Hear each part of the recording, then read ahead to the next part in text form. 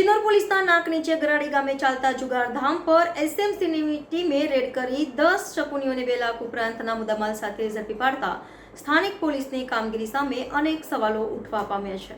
શિનોર તાલુકામાં શિનોર પોલીસની છુપા આશીર્વાદથી ઠેર ઠેર વિદેશી દારૂ અને દેશી દારૂના ગેરકાયદેસર ધંધા મોટા પ્રમાણમાં ધમધમી રહ્યા હોવાની ચર્ચાઓ છેલ્લા ઘણા સમયથી લોકમુખે ચર્ચાઈ રહી હતી।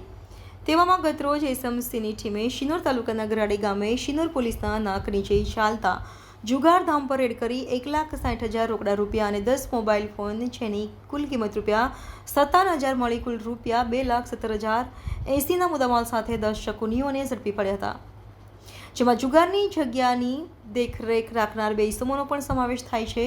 જ્યારે જુગારનો ધંધો ચલાવતા 2 મુખ્ય આરોપીઓને વોન્ટેડ જાહેર કરી પોલીસે આગળની કાયદેસરની કાર્યવાહી હાથ ધરી છે। અત્રે ઉલ્લેખનીય છે કે સ્ટેટ મોનિટરિંગ સેલની ટીમે શિનોર પોલીસ સ્ટેશનની હદના વિસ્તારમાં રેડ કરી શિનોર પોલીસના નાક નીચે ચાલતા જુગારધામને ઝડપી લેતા શિનોર પોલીસની કામગીરી પર પણ અનેક સવાલો ઉઠવા પામ્યા છે। રિપોર્ટર કુણાલ દરજી, YNN ન્યૂઝ, શિનોર।